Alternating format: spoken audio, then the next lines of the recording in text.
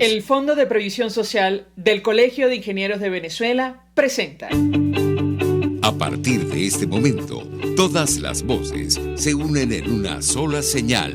RCR presenta Conexión 750 con María Alejandra Trujillo.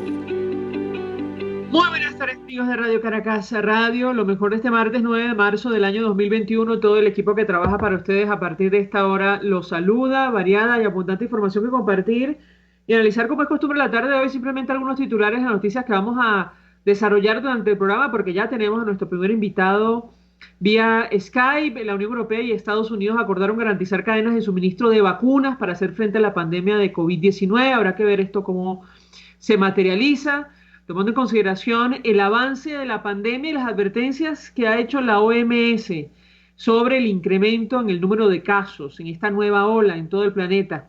354 profesionales de la salud han fallecido por COVID-19 en Venezuela. Hablaremos al respecto durante la tarde de hoy. El presidente de la Asamblea, el presidente encargado Juan Guaidó, agradeció el apoyo de la comunidad internacional para promover una transición a la democracia en nuestro país. Human Rights Watch saludó el estatuto de protección temporal aprobado por los Estados Unidos a favor de los venezolanos. Sin duda alguna, Colombia fue ejemplo o marcó la pauta, digamos, de esta política a favor de los migrantes. Hablaremos con nuestro primer invitado al respecto. Y un último titular, y es que la Oficina de Cooperación y Desarrollo Económico, la OCDE, advierte que hay una notable mejoría en las economías de América Latina, lo cual también es una extraordinaria noticia, sobre todo en medio de esta pandemia de coronavirus. Esto es Conexión 750, comenzamos. ¿Qué está pasando en este país? Y saludamos vía Skype a nuestro primer invitado, Ronald Rodríguez. Es politólogo, internacionalista, es vocero del Observatorio de Venezuela de la Universidad del Rosario en Bogotá. Un gusto conversar con él. Gracias por atendernos. Buenas tardes. Buenas tardes, María Alejandra. Gracias por la invitación.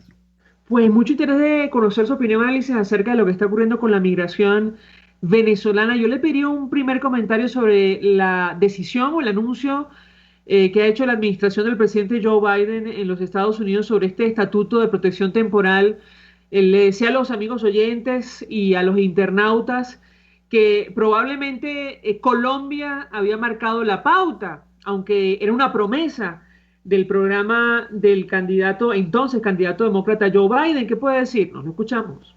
Bueno, realmente los Estados Unidos tienen una tradición muchísimo más larga y extensa en materia de protección a migrantes. De hecho, pues este instrumento se ha brindado en otras oportunidades a países centroamericanos, a El Salvador, a Honduras, incluso a países africanos como Somalia y particularmente a países que están viviendo crisis producto de guerras como Siria. Son 10 los países que han sido cubiertos por esta medida. En este caso es la primera vez que ocurre con un país de Sudamérica y digamos que pone sobre la mesa la dinámica frente a lo que sucede en Venezuela. Ya no basta únicamente con el discurso de la salida de la dictadura, sino que se tiene que trabajar en la atención humanitaria y particularmente en la integración e inclusión de la población que se encuentra en condición de movilidad humana. Son más de 5,4 millones de ciudadanos venezolanos que se han visto forzados a salir de su país, y en ese orden de ideas no basta únicamente con sancionar a la dictadura, con decir y con generar espacios de presión para que se pueda dar la transición en Venezuela, sino que tenemos una responsabilidad de atender este fenómeno de movilidad humana. Y obviamente en Estados Unidos se dan unas características bastante particulares porque no es un país al que llegue una migración, digámoslo así, en condición pauperizada, en condición casi que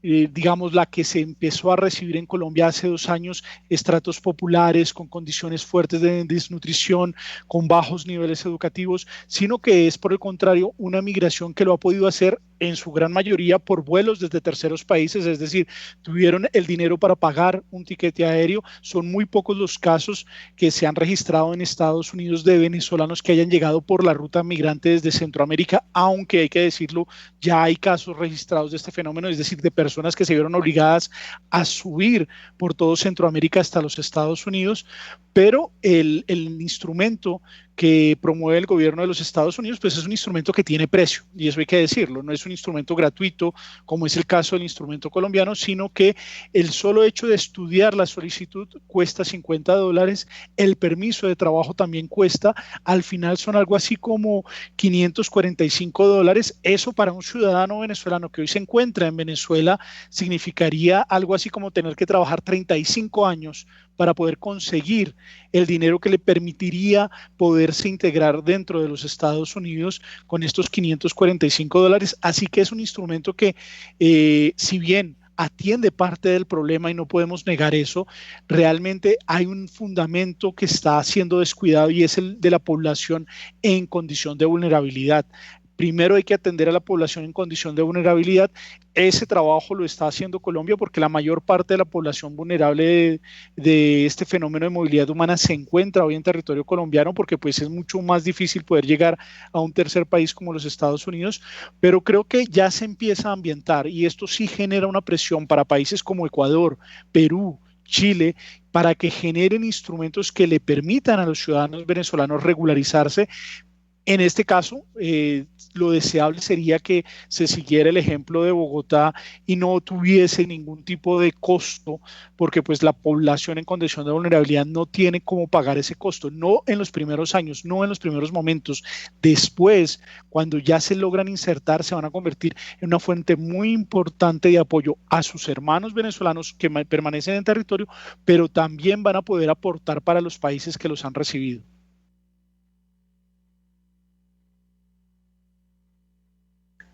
Yo le preguntaría a nuestro invitado, espero que pueda escucharme, hoy tenemos, Sí, la verdad, sí te estoy problemas escuchando, María Alejandra. perfecto, con la conexión a Internet. Le preguntaría varias cosas. Es pronto porque, digamos, el Estatuto de Protección Temporal de los Estados Unidos se acaba de aprobar, aunque se ha discutido muchísimo, insisto, formaba parte de una de las promesas de campaña del entonces candidato Joe Biden. Pero hay algunos elementos que se prestan a la comparación. Por ejemplo, los tiempos. A nosotros nos llamó poderosamente la atención que inicialmente el instrumento aprobado por los Estados Unidos tiene una duración inicial de 18 meses. En el caso de Colombia se habla de 10 años de duración, con un periodo de prueba o con posibilidad de inscripción de 2 años. Yo le pediría un comentario acerca de estos puntos que podemos comparar más allá de las observaciones que ustedes desde el Observatorio de la Universidad Rosario han hecho al estatuto aprobado por el gobierno de Iván Duque. Lo escuchamos. En efecto, María Alejandra, una de las comparaciones que uno hace es respecto a los tiempos. Digamos que este permiso que está otorgando los Estados Unidos, pues ya tiene una tradición de implementación en Estados Unidos.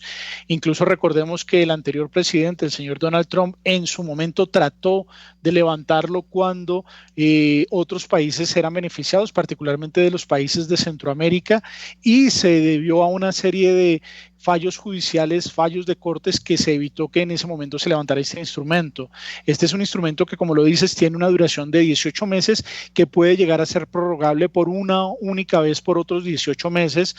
Y pues es un mensaje un poco en lo que veníamos haciendo en Colombia hace 3, 4 años cuando creamos el permiso especial de permanencia, el cual tenía una vigencia de apenas 2 años, es decir, de 24 meses.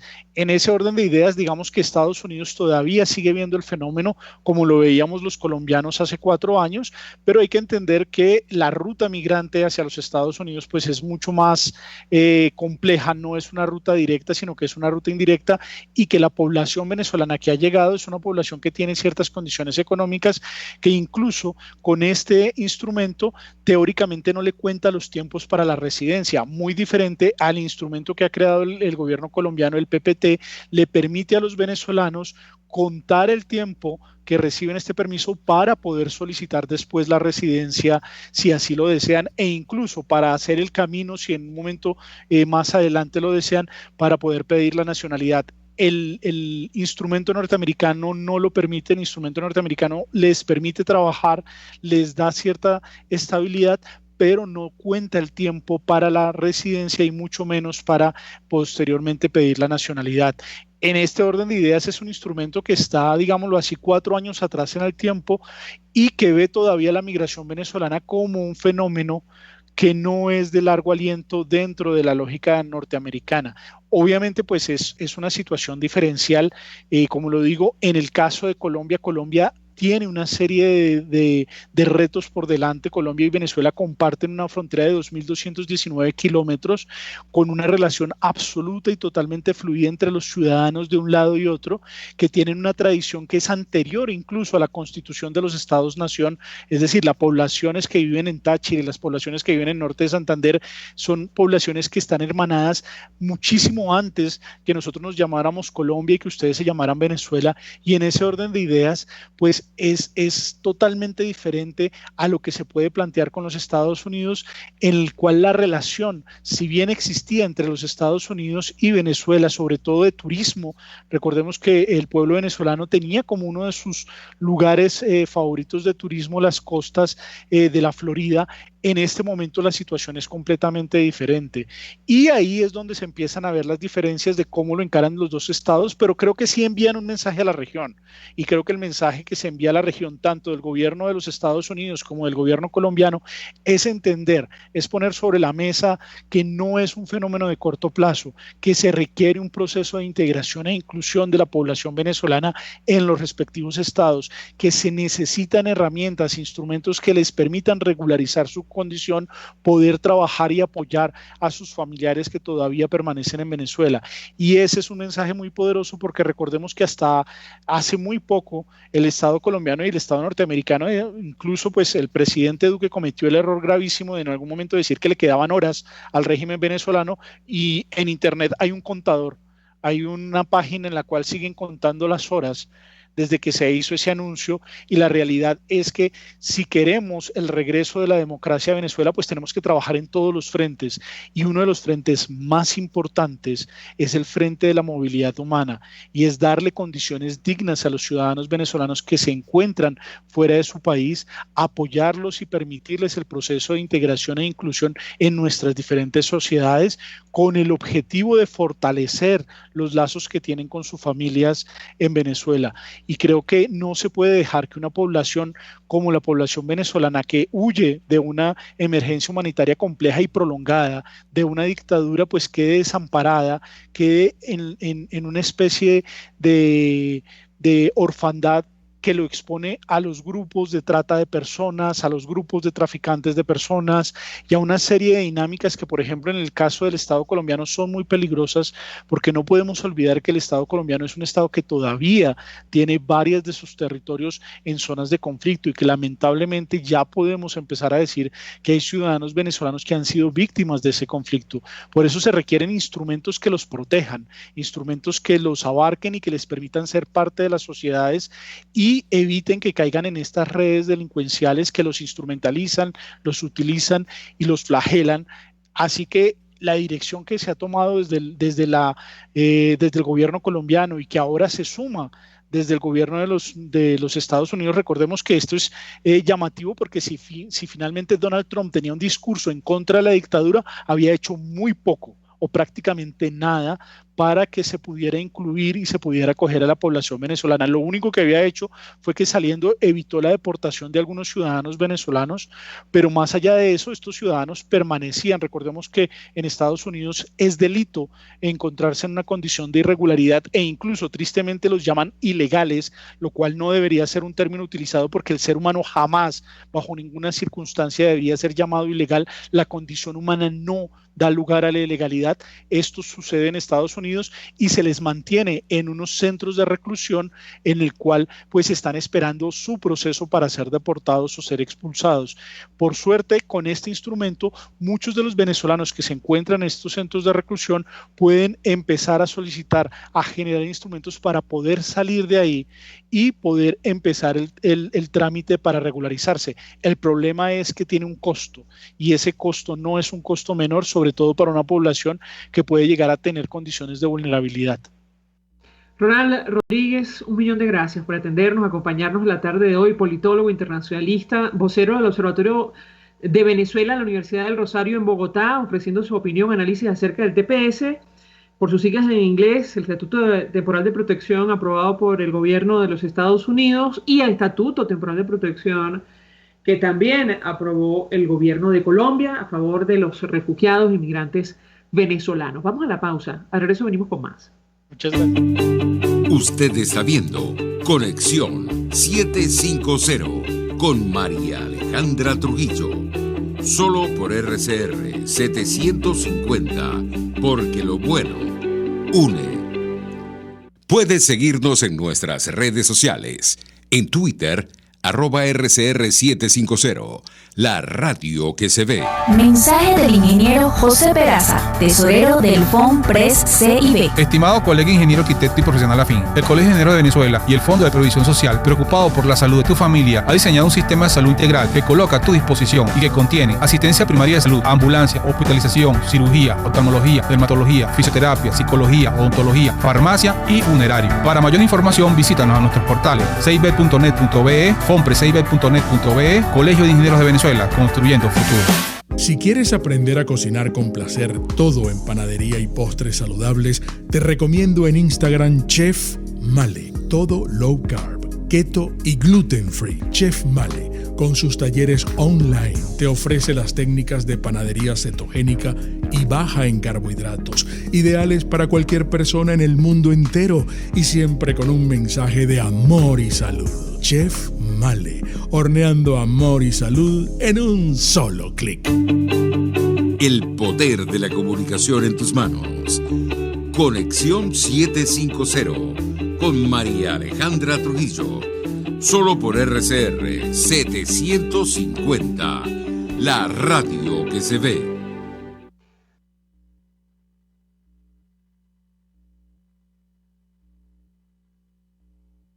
Nuestras fronteras a través del streaming y con nuestra audiencia por cualquiera de las vías que tenemos abiertas, pero especialmente por nuestras vías de YouTube y Periscope, que pueden ver los titulares. La Unión Europea y Estados Unidos acuerdan garantizar cadenas de suministro de vacunas. Lo dicho, lo tomamos del portal del Universal con información de la agencia EFE. Se trata del primer intercambio entre Breton y Siemens tras la llamada entre la presidenta de la Comisión Europea, Ursula von der Leyen, y el presidente estadounidense Joe Biden el 5 de marzo. ¿Y en qué consiste este compromiso? Bueno, la Unión Europea y Estados Unidos acordaron trabajar conjuntamente para garantizar unas cadenas de suministro industrial fluidas para la producción de vacunas contra el COVID-19 por ambas partes. Según lo informado este martes, la Comisión Europea, ese acuerdo se alcanzó la víspera de una reunión entre el comisario europeo de Mercado Interior y el jefe del Grupo de Trabajo Europeo sobre protocolos de vacunas. Y bueno, justamente hablan de esta conversación, la importancia de una estrecha cooperación entre la Unión Europea y los Estados Unidos para responder a la pandemia. Y es que los principales laboratorios ahora mismo están ubicados en Estados Unidos y en el bloque comunitario. Hablamos de los laboratorios, las farmacéuticas responsables de la producción de vacunas o biológicos contra el COVID-19, más allá de la vacuna rusa y la china. 354 profesionales de la salud han fallecido por COVID-19 en Venezuela. Esto lo tomamos del Nacional. A las 5:30 hablaremos ampliamente acerca de este tema, el avance de la pandemia en nuestro país, lo que está ocurriendo con el repunte de casos en entidades como Bolívar. La ONG Médicos Unidos por Venezuela recordó que Zulia es la entidad más afectada por muertes de personal sanitario a causa del virus. Lo dicho, el presidente de la Asamblea, el presidente encargado Juan Guaidó, hoy agradeció a la comunidad internacional. Quiero que sepan, decía él en un discurso en medio de la sesión de la comisión delegada, que desde Venezuela tienen un respaldo en este proceso de cara a articular refuerzos para lograr la democracia en Nicaragua, en Cuba y en Venezuela. Hemos visto cómo la comunidad internacional voltea la cara. Sucedió en Cuba durante mucho tiempo. Aquí desde Venezuela tienen nuestro respaldo. Es nuestra labor respaldar cada una de las luchas, y en esta declaración se refería concretamente a lo que está ocurriendo en Nicaragua. El director de Human Rights Watch, José Miguel Vivanco, destacaba la aprobación del estatuto, lo que acabamos de analizar con nuestro invitado anterior, Ayer el gobierno de Biden aprobó un valioso estatuto de protección temporal que beneficiará a más de 300.000 venezolanos que viven en los Estados Unidos. Human Rights Watch es citada como una de las principales fuentes de esta importantísima decisión y efectivamente ante la pregunta ¿por qué los venezolanos o Venezuela fue designado como país para obtener este beneficio, el TPS? Bueno, Venezuela está actualmente atravesando, respondía la administración de los Estados Unidos, atravesando una severa emergencia humanitaria bajo la influencia de Nicolás Maduro. El país ha estado en medio de una severa crisis política, económica por muchísimos años. Venezuela ha estado afectada por varios factores, incluyendo la contracción económica, la inflación, la hiperinflación, la pobreza, y así suma y sigue la cantidad de razones que justifican, en medio de la crisis humanitaria que ha denunciado reiteradamente Human Rights Watch, la aprobación de este Estatuto de Protección Temporal. Y sobre la recuperación económica, esto es una extraordinaria noticia para el mundo. Las 3 mayores economías de América Latina no son ajenas a la mejora generalizada de las previsiones económicas, lo dice el país de España, y son datos de la Organización para la Cooperación y el Desarrollo Económicos, la OCDE. Mejora notablemente sus previsiones para 2021 en las 3 mayores economías de América Latina. Se refiere a Brasil, regresará el año que viene al nivel de PIB previo a la crisis. México y Argentina tendrán que esperar como pronto hasta 2023. Brasil, México y Argentina, dice internamente la nota, que suman conjuntamente casi el 70% del PIB regional y cerca del 60% de la población, rebotarán en 2021 más de lo previsto en diciembre del año pasado. El primero crecerá 3,7%, para que se hagan una idea, el segundo 4,5%, el tercero 4,6%. Finalmente, bueno, la Casa Real tuvo que reaccionar a esta entrevista tan polémica del príncipe Harry y Meghan Markle. Seguramente ustedes habrán escuchado de la entrevista, si no la han visto ya, en redes sociales. La Casa Real Británica expresa su preocupación por las acusaciones de racismo de Enrique y Meghan, y es que en un momento determinado Meghan Markle, quien es la esposa del príncipe Enrique o Harry, dice que en la Casa Real expresaron preocupación por el color de la piel de su hijo. Buckingham cede ante las abundantes presiones y responde a la entrevista de los duques de Sussex con Oprah Winfrey, periodista norteamericana. La presión ha resultado, dice el país, insoportable. Isabel II ha tenido que saltarse su costumbre inveterada de ignorar toda la polémica aireada en los medios. El Palacio de Buckingham ha expresado este martes su preocupación ante las acusaciones de racismo vertidas por Meghan Markle y el príncipe Enrique en su entrevista con la periodista estadounidense Oprah Winfrey. Y vamos a reponer, si me permiten, algunos de los videos, declaraciones de la jornada que, bueno, ponen en evidencia parte de las informaciones que hemos compartido con ustedes. El primero tiene que ver Michael Ryan, director de emergencias sanitarias de la OMS, lamentaba la reacción tardía del mundo contra la pandemia de COVID-19 y lo que está ocurriendo con esta nueva ola. Vamos a reponer un extracto de una declaración que ofrecía el día de hoy, prácticamente un año después del inicio de la epidemia. Puedo entender completamente, quizás desde una perspectiva de medios, que un miembro del público y otros no necesariamente reaccionen a la declaración de emergencia de salud pública global bajo las regulaciones internacionales hecha por el director general. Pero este es un acuerdo entre todos los Estados miembros en este planeta, que acordaron por ley que esto motivaría una acción colectiva en respuesta para la contención. Creo que debemos preguntarnos, sí, quizás debemos gritar más fuerte, pero quizás algunas personas necesitan aparatos del oído. Bueno, parte de las declaraciones que ofrecía haciendo un balance de un año después del inicio de la pandemia de coronavirus en el mundo. Y vamos a reponer un video que ha generado varias reacciones en redes sociales. Lo publicaba el diputado Américo de Gracia, diputado por Bolívar, quien lamentablemente está en el exilio. Él allí se ve un militar rebelde, dice él, en Upata, que se niega a las órdenes de un superior para entregar parte de la gasolina de su vehículo. Y vamos a ver la declaración, el video, para que ustedes se hagan una idea, es grabado justamente por este efectivo de la Guardia Nacional que se niega la orden de un superior. Está bien, yo cumplo las órdenes, pero esta orden no la puedo cumplir. Yo no puedo estar sacándole gasolina a usted, el Toyota, las veces que usted quiera. Eso no es así. No. Negativo, mi teniente. Ve acá, montaña, firme. Esta orden no se la voy a cumplir. Lamentablemente.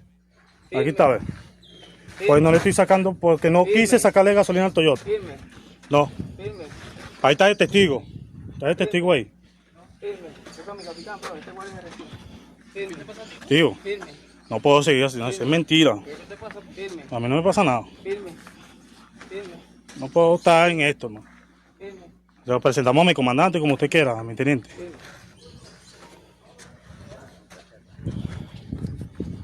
Yo no puedo seguir. No puedo seguir en esto. Mentira.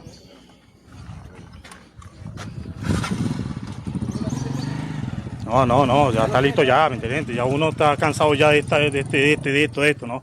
Y con él mismo. Yo solo cumplo una orden, mi comandante me dijo eso así ya, no. No puedo seguir así. Todo el tiempo es eso. Entonces, el que se cae, después que se cae es uno. ¿A quién van a meter preso? ¿A él o a mí? Lo van a meter preso a mí, porque yo soy el que cargo el Toyota. Bueno. Parte de las calamidades que están ocurriendo en Venezuela ocurre con los ciudadanos, ocurre en la Fuerza Armada Nacional. Lamentable esta situación.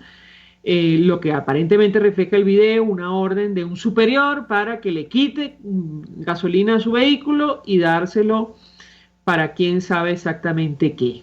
El diputado Elías Mata, hoy en la reunión de la comisión delegada, miembro de la Comisión de Energía,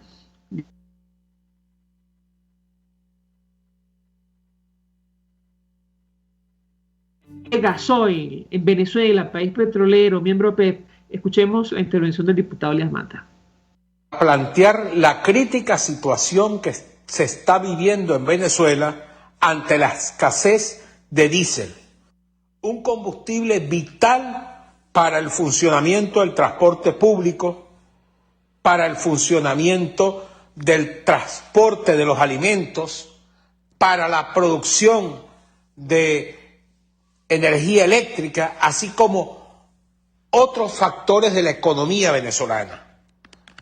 Ahora bien, esto no es más que la crónica de una muerte anunciada, porque quienes hoy dirigen el país, este régimen que destruyó toda la industria petrolera, este país que cuando ellos lo recibieron producía 3.300.000 barriles de petróleo y que hoy lamentablemente apenas produce unos 400.000 barriles.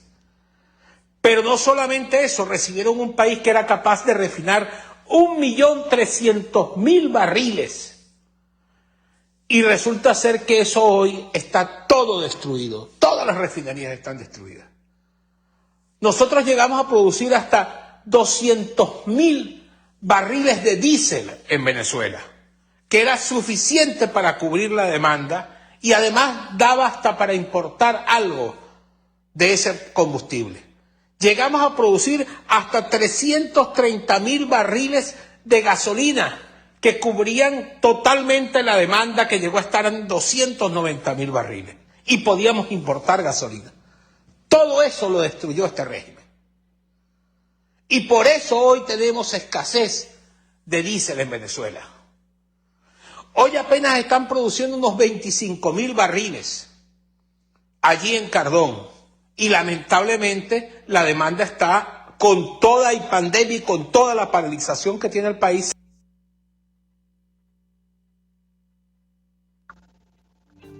Bien. Parte de las declaraciones del diputado Elías Mata el día de hoy. Y un dato, antes de hacer la pausa para ir a publicidad, mensaje que publicaba el presidente de FEDENAG, Armando Chacín, en su cuenta en Twitter: irremediable la crisis de diésel en Venezuela. La improvisación hace imposible producir y distribuir alimentos. El combustible se hace el negocio de las autoridades locales sin crear conciencia. ¿Qué vamos a comer en poco tiempo? Buena pregunta, se hacía el presidente de la Federación Nacional de Ganaderos. Vamos a la pausa, a regreso venimos con más. Estás en sintonía de Conexión 750 con María Alejandra Trujillo, solo por RCR 750, porque lo bueno une. Sintonícenos a través de Periscope, @RCR750, la radio que se ve.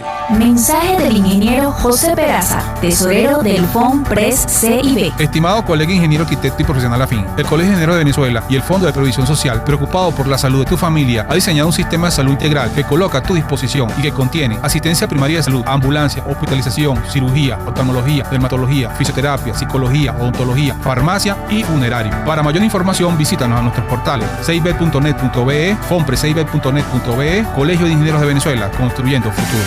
El que sabe de sabor sabe de saber que Del Corso es la clásica pastelería italiana de Caracas. Qué ricos sus dulces típicos tradicionales como los auténticos cannoli, la sfogliatella o la cola de langosta no tienen comparación. La pasta seca de almendras y chocolate o su gran variedad de tortas, cumpleaños, bodas, bautizos o comuniones, reuniones familiares o eventos corporativos. Teléfono 0212-941-1971. Pastelería Del Corso, la pastelería italiana por tradición y excelencia. RCR 750 AM. Porque lo bueno une.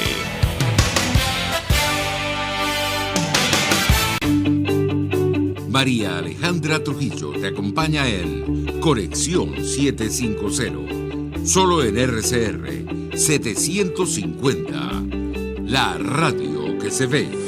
Claro y raspado. Continuamos, amigos, en Conexión 750 y lo dicho, hasta ahora hablamos ampliamente acerca del avance de la pandemia de coronavirus en nuestro país. Nos acompaña el doctor Jaime Lorenzo, director de Médicos Unidos de Venezuela. Doctor, gracias por atendernos. Buenas tardes. Buenas tardes, amiga. Gracias a ti y a todo tu equipo y a todos los radioescuchas que están sintonizados. Pues mucho interés de conocer su opinión, análisis y sobre todo la información que pueda compartir con nosotros sobre este tema. Iniciaría a partir del dato que publicaban ustedes hoy. 354 profesionales de la salud han perdido la vida por COVID-19 en nuestro país. ¿Qué puede decirnos, doctor? Bienvenido. Bueno, amiga, pues realmente comenzamos por algo que nos afecta bastante, ya que muchos de esos fallecidos pudieron haberse evitado. Sí, a quien le corresponde, que es al órgano rector en salud, hubiese realizado las cosas que le competían, como son crear los protocolos necesarios y difundirlos, poner en práctica esos protocolos, dar el equipamiento de protección en el momento adecuado de manera oportuna y continua, así como algo que cada momento les hemos dicho y ustedes nos han ayudado mucho, como es decirle a nuestra población que se proteja usando los materiales de protección de manera adecuada, y el tercero que siempre es lavarse las manos. El problema nuestro es que en los establecimientos de salud desde hace mucho tiempo hay una deficiencia importante de materiales de limpieza, así como algo muy sencillo que es el suministro de agua potable. Que el gran temor nuestro, como siempre ocurre en estas temporadas que viene la época de sequía, que nuestros hospitales y los centros de atención de pacientes se vean comprometidos aún más con el suministro del agua. Y hablar de los fallecidos por esas circunstancias duele, y más aún cuando vemos actualmente que ya a nivel del mundo hay vamos a decir, una luz al final de este problema, como son las vacunas. Y bueno, ya estamos viendo lo que está ocurriendo y lo que ha ocurrido, que ustedes lo han reseñado con bastante ecuanimidad y veracidad, que es lo más importante de una información. ¿Qué puede decirnos sobre este tema de las vacunas, doctor? Porque ha privado lamentablemente en nuestro país inicialmente la discrecionalidad y no un plan de vacunación, o incluso las observaciones y recomendaciones de la Organización Mundial de la Salud. Lo escuchamos. En efecto, amiga, hay una situación que es muy clara. Venezuela era el país que era el vamos a decir, el abanderado en programas nacionales de vacunación. Tanto así que erradicamos muchas enfermedades. Estamos hablando de vacunaciones planificadas y con una alta experticia técnica que tenía el país. En estos momentos, cuando ocurre una enfermedad como es el COVID-19, que obliga a que veas el país en su totalidad y su globalidad sin ningún tipo de discriminación, tú como vamos a decir, como cabeza visible, deberías crear un plan nacional de vacunación llamando a los mejores para que ese plan llegue a quien tiene que llegar, que es a la gente. Un plan que tiene que estar basado en adquisición de los productos biológicos, que son las vacunas, de su distribución, observación, y la parte final, que lleguen al último sitio de Venezuela y que cubra mínimo al 80% de la población susceptible a ser vacunada para acabar con esta enfermedad. Pero lamentablemente lo hemos visto, mientras en otros países el plan nacional comienza con el equipo de salud sin ningún tipo de discriminación, en el sentido que se vacuna a todo el mundo, porque esta enfermedad está en todo el sistema, en toda la población, y en cualquier ambulatorio, en cualquier hospital, el COVID está presente, porque hay una gran cantidad de personas que son portadoras asintomáticas. Luego vendría todo el componente de esas personas que, si adquieren la enfermedad, la posibilidad de morir o tener secuelas incapacitantes enormes, que son los pacientes vulnerables y la tercera edad. Y luego venir progresivamente vacunando a los educadores, a la gente, a la parte productiva del país que está paralizada, es decir, a todos aquellos por encima de los 16 años. Eso es un plan nacional que lo explico muy sencillo, pero aplicando la lógica aplastante por oleadas y manteniendo un criterio doctor, de vacunación. A estas alturas, ¿se conoce el número de médicos o personal de salud que ha recibido la vacuna contra el COVID-19? ¿Qué información manejan ustedes? ¿Lo escuchamos? Lamentablemente, nuestra información se basa en la información que nos dan colegas de diferentes partes del país, y aproximadamente, y esto es, te lo digo con cierta duda porque estamos tratando de filtrar mucho la información, pero nos estamos basando en unos 20,000 miembros del equipo de salud que no hayan reportado que han sido vacunados. Esa cifra la estamos verificando para dar una cifra lo más exacta posible. Sobre el repunte en el número de casos que ha reconocido el régimen de Nicolás Maduro de casos de COVID-19, ¿qué información puede compartir con nosotros? Le comento que hoy, por ejemplo, la prensa del estado Lara hablaba del traslado de pacientes de Acarigua que colapsó a la emergencia del Hospital Central Antonio María Pineda. ¿Qué puede comentar con nosotros, doctor? Aquí hay unas situaciones muy importantes. Debemos recordar que lamentablemente por ese manejo más político que técnico de la enfermedad, tuvimos un mes de diciembre donde todos nosotros vimos lo que estaba ocurriendo. Luego tuvimos una semana de carnaval donde la apoteosis fue mayor. Pues podemos ver lo que ocurrió en el Callao, en Tumeremo, en nuestras costas de Venezuela, la locura que imperó. Y las consecuencias de eso es un aumento en el contagio y la presencia de pacientes. Y una de las cosas que sí tenemos que ser claros, para poder decir que en Venezuela está la cepa brasileña, se tienen que hacer los estudios de virus que los hacen los laboratorios especializados. Con esto no quiero decir que la cepa no esté en Venezuela, sino que como hombre de ciencia, nosotros nos interesa que esté la confirmación científica de un hecho. Pero la realidad es que tenemos un altísimo volumen de pacientes en diferentes partes del país. El Estado Bolívar, los informes de nuestros compañeros allá, nos dicen que los hospitales cada día es mayor el número de pacientes. En el sur de Anzoátegui lo mismo, el norte de Anzoátegui, el estado Lara, estamos observando en diferentes puntos un aumento de los casos, y en Caracas nos están informando que en la zona de Caricuao y algunas zonas hay demasiada insistencia de la gente de que hay muchos pacientes. Lamentablemente eso entra en el proceso de verificación, porque no sabemos si en verdad la información de Caracas esté comprobada. Lo que sí sabemos que en el sector de las clínicas privadas ha aumentado el número de pacientes que están acudiendo a las clínicas privadas en Caracas.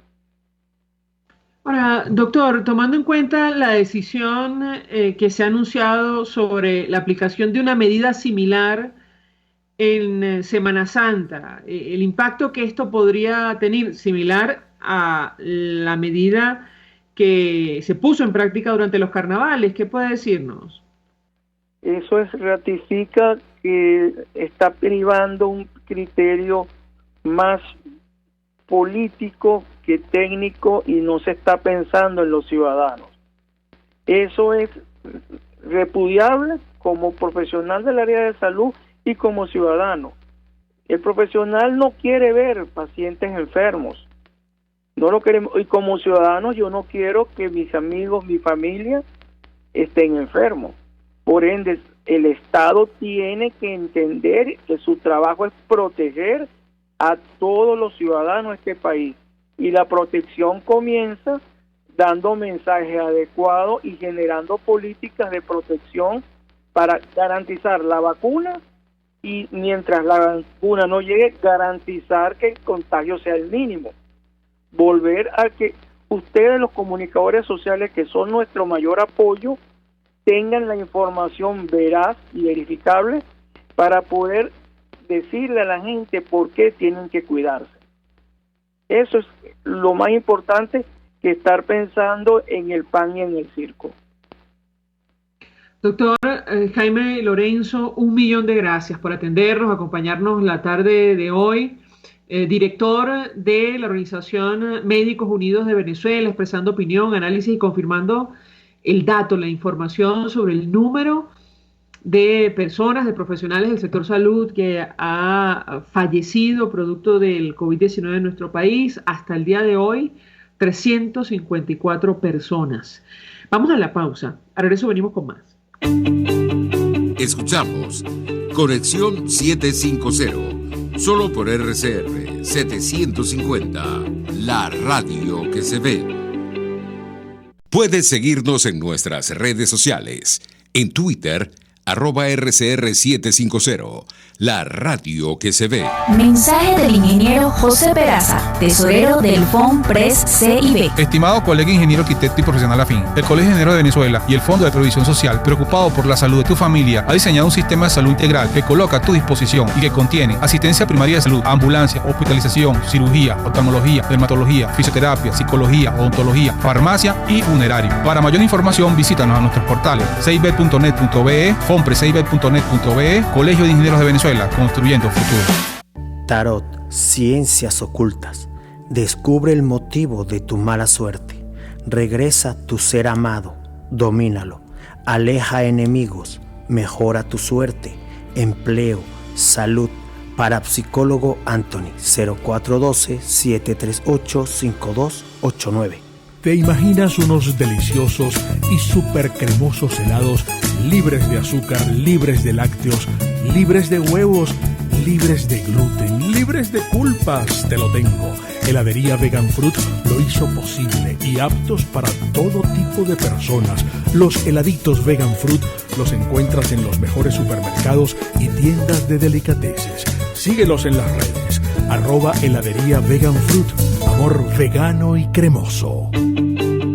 El poder de la comunicación en tus manos. Conexión 750 con María Alejandra Trujillo. Solo por RCR 750, la radio que se ve. Continuamos, amigos, en Conexión 750 y una información al cierre, una cifra, si me permiten, escalofriante, publicada hoy por el Programa Venezolano de Educación y Acción, policías y militares asesinaron a 2.853 personas en Venezuela durante el 2020, según informe publicado por la organización, Proyecto de Registro y Memoria Lupa por la Vida, así se llama. Y comentamos algunos extractos de la información. Los cuerpos policiales, dice Provea, los cuerpos policiales y militares de Venezuela fueron más letales que la COVID-19 durante el año 2020.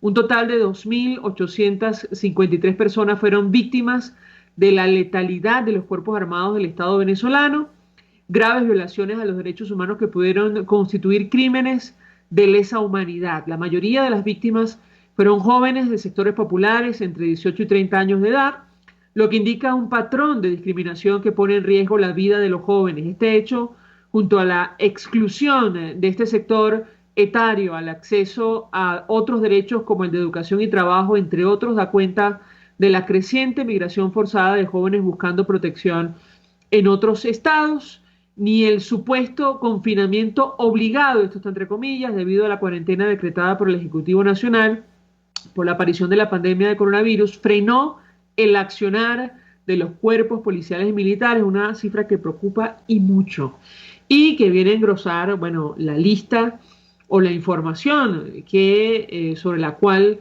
investigan organizaciones, bueno, Naciones Unidas, incluso la Fiscalía de la Corte Penal Internacional por la violación sistemática de derechos humanos en nuestro país. Nosotros con esta información nos despedimos y lo hacemos a nombre de Jaime Lestares de la Dirección General de la Estación, en la gerencia de producción Willy Charcaya, en la producción César Umbría, en los controles Víctor Mejías, quien tuvo el placer de acompañarles, María Alejandra Trujillo. El Fondo de Previsión Social del Colegio de Ingenieros de Venezuela presentó. RCR presentó Conexión 750 con María Alejandra Trujillo.